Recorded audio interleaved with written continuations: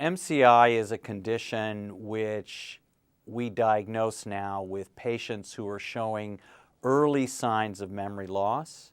They exhibit impairment of memory, but they're functioning well in other aspects of their lives. And we regard MCI as a precursor or early stage of what will later become Alzheimer's disease.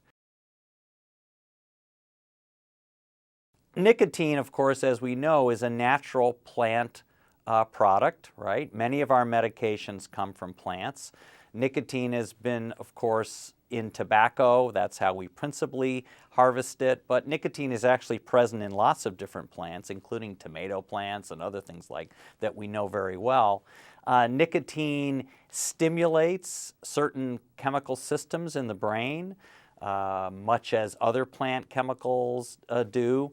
And so we think that nicotine essentially imitates the naturally occurring chemical in our brain that stimulates attention and memory. We were fortunate to have the National Institute of Aging invest in this study back in the early to mid-2000s.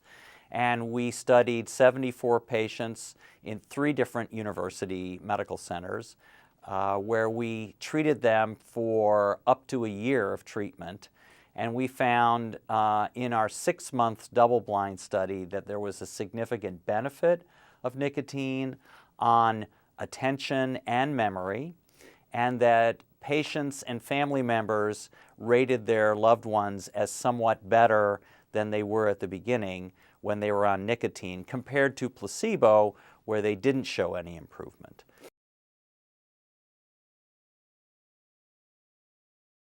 The National Institute on Aging has funded this large multi-center trial now, which is nationwide. We've just recently launched the study nationally, and we want to treat patients with MCI for up to 2 years. Patients have to be 55 plus, and they have to show early signs of memory loss.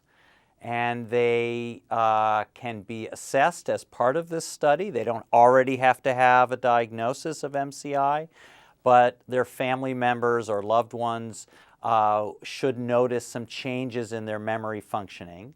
And once they've been evaluated, they can be put on this treatment study for up to 2 years, where we treat them with nicotine patches or a matching placebo.